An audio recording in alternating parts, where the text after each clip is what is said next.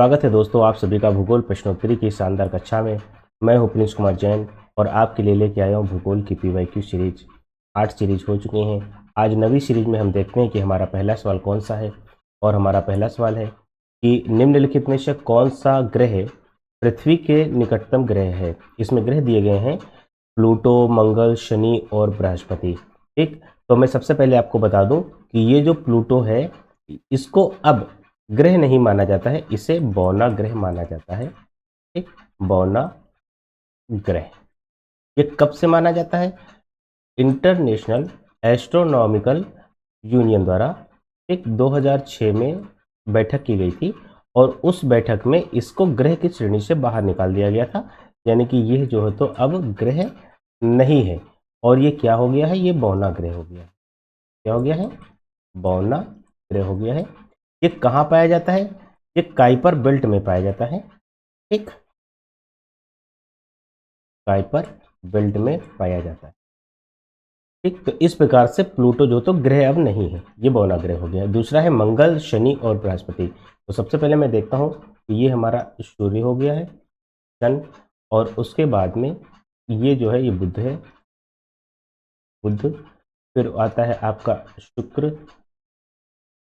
ठीक, फिर आपकी आती है पृथ्वी,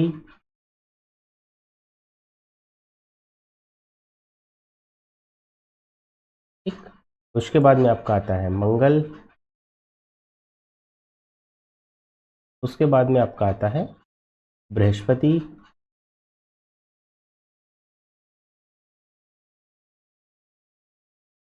ठीक, बृहस्पति के बाद में आता है शनि, ये है शनि। शनि के बाद इस तरीके से वलय यानी कि रिंग्स आपको दिखाई देते हैं। शनि के बाद में आपका आता है अरुण और फिर आता है वरुण।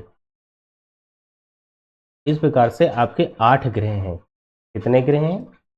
सौर मंडल में 8 ग्रह हैं। क्योंकि यहाँ पर हमारी पृथ्वी है और पृथ्वी के निकट एक शुक्र और दूसरा मंगल दिख रहा है, लेकिन ऑप्शन में आपका शुक्र नहीं दिया हुआ है। तो इस प्रकार से ऑप्शन के हिसाब से हम मंगल ग्रह को लगा देंगे।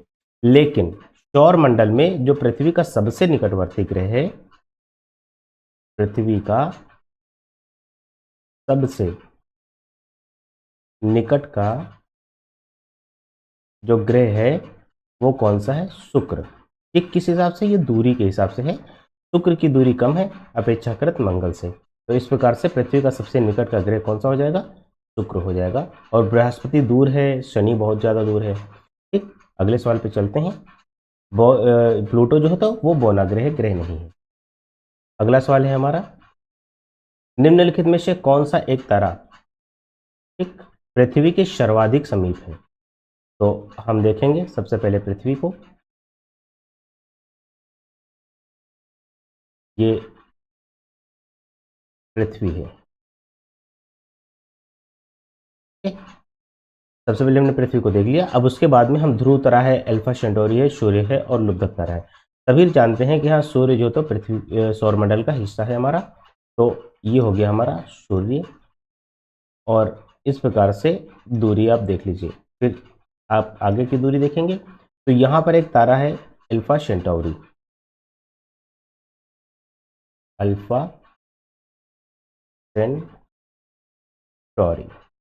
ठीक, उसके बाद में फिर से ये हम दूरी चलेंगे कुछ, तो यहाँ पर एक तारा है लुब्धक, ये दूरी के हिसाब से है। इसके बाद में फिर से हम थोड़ी सी दूरी चलेंगे और फिर जो हमारा तारा आता है इसे हम ध्रुव तारा कहते हैं। ओके, अब समझिए इन सभी तारों में सबसे निकट पृथ्वी के सूर्य है, क्योंकि सूर्य से जो प्रकाश की किरण है वो 8 मिनट 20 सेकंड में आ जाती है। ठीक, 8.20 मिनट में।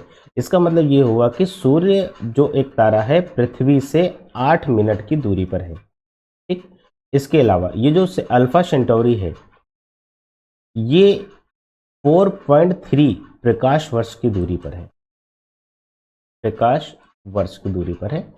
इसके बाद में ये जो लुब्धक तारा है लुब्धक तारा है आपका 8.6 प्रकाश वर्ष।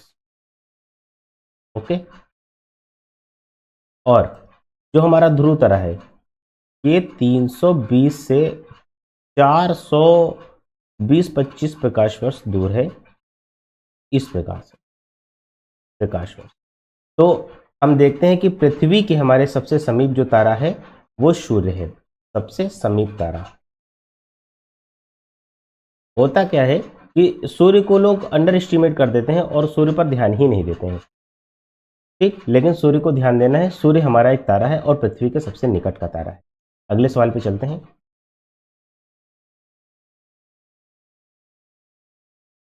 अगला सवाल है हमारा, जब दिन और रात की अवधि बराबर होती है, ठीक, तो सूर्य की किरणें सीधी पड़ती हैं। इसमें पूछा है दिन और रात की अवधि बराबर होती है तो सूर्य की किरणें सीधी पड़ती हैं। सबसे पहले तो हम देखेंगे पृथ्वी हमारी, ठीक, और ये है विषुवत रेखा 0 डिग्री इक्वेटर, ये हमारा हो गया सूर्य, ठीक। सूर्य की किरणें जब सीधी इस तरीके से विषुवत रेखा पर पड़ेंगी तो जो उत्तरी गोलार्ध है और दक्षिणी गोलार्ध है इसमें बराबर का दिन और बराबर का रात हो जाएगा। इस प्रकार से हम देखते हैं कि भूमध्य रेखा, जिसे इक्वेटर या विषुवत रेखा भी कहते हैं, जब भूमध्य रेखा पर सूर्य की किरणें सीधी पड़ेंगी, ठीक है, तो हमारा दिन और रात बराबर होगा, यानी कि 12 घंटे का दिन हो जाएगा और 12 ही घंटे की रात हो जाएगी। ये कब होता है? ये वर्ष में 2 बार होता है, ठीक। एक तो होता है 21 मार्च को और दूसरा होता है 23 सितंबर को।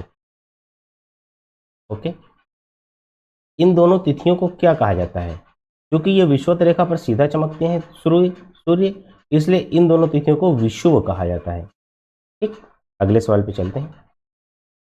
अगला सवाल है हमारा, दिन रात जिस कारण से होते हैं वो कारण है भू परिक्रमण, भू परिभ्रमण, पृथ्वी के अक्ष के झुकाव, चंद्रमा के परिक्रमण। तो आप सभी जानते हैं कि 24 घंटे में 12 घंटे का दिन और 12 घंटे की रात होती है, यानी कि 24 घंटे में जो हमारी पृथ्वी है, ठीक, ये पृथ्वी का अक्ष है और अपने अक्ष पर पृथ्वी इस प्रकार से घूम जाती है। कितना समय लेती है? 24 घंटा। और इसमें होता क्या है कि मान लो कि इधर सूर्य है, ठीक, तो सूर्य की जो किरणें पड़ेंगी वो इस हिस्से में पड़ेंगी, तो इस हिस्से में हो जाएगा आपका प्रकाश और इस हिस्से में हो जाएगा आपका अंधियाला, ठीक, इस हिस्से में हो जाएगा अंधकार, यानी कि यहां पर हो जाएगी रात और यहां पर हो जाएगा प्रकाश, यानी कि यहां पर हो जाएगा दिन। ओके, तो इसका मेन कारण क्या होता है कि पृथ्वी का अपने अक्ष पर जो परिभ्रमण है, यानी कि अपने अक्ष पर जो घूमना है, अपने अक्ष पर जो घूमना है उसको हम परिभ्रमण या घूर्णन भी कहते हैं। तो यहाँ पे भू परिभ्रमण जो लिखा हुआ है ये आपका सही आंसर हो जाएगा। इसका एक शब्द घूर्णन भी होता है, यानी कि जो पृथ्वी का घूर्णन होता है, घूर्णन के कारण ही दिन और रात होते हैं, दिन रात की स्थितियां घूर्णन के कारण होती है। दूसरा इसमें लिखा हुआ है परिक्रमण। परिक्रमण का मतलब है कि परिक्रमा करना, यानी कि सूर्य के जो चारों तरफ की परिक्रमा होती है उसे परिक्रमण कहते हैं। तो इस प्रकार से दिन रात की जो स्थिति के कारण है वो परिभ्रमण है। अगले सवाल पे चलते हैं। अगला सवाल है हमारा, सूर्य के गिर्द एक परिक्रमा के लिए निम्न में से कौन सा ग्रह अधिकतम समय लेता या लेती है? एक सूर्य के गिर्द, यानी कि ये सूर्य है और ग्रह हमारे कौन कौन से दिए हुए हैं? एक तो ये पृथ्वी दी हुई है, पृथ्वी, ठीक, दूसरा आपका दिया हुआ है एक शुक्र भी दिया हुआ है इसमें, ये शुक्र है, और एक मंगल है, इसके बाद में एक आपका बृहस्पति दिया हुआ है।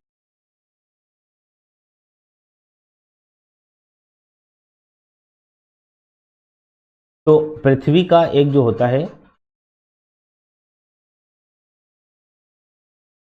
पृथ्वी का जो परिक्रमण काल है इसमें परिक्रमा पूछ रहा है, तो पृथ्वी का परिक्रमण काल है 365 दिन और 365 दिन का एक वर्ष होता है।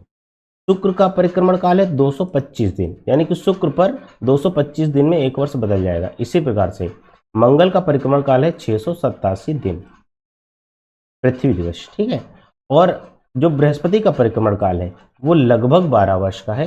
तो सूर्य के जितना करीब जो ग्रह हैं उनका परिक्रमण काल उतना ही कम है, ठीक, और जितना सूर्य से दूर है ग्रह उनका परिक्रमण काल उतना ही ज्यादा है। पूछ रहा है सूर्य के गिर्द एक परिक्रमा के लिए निम्न में से कौन सा ग्रह अधिकतम समय लेता है। तो बृहस्पति सबसे अधिकतम समय लेता है, कितना लेता है, 12 वर्ष। ओके, आज के लिए इतना ही, मिलेंगे किसी और वीडियो में, तब तक के लिए जय हिंद।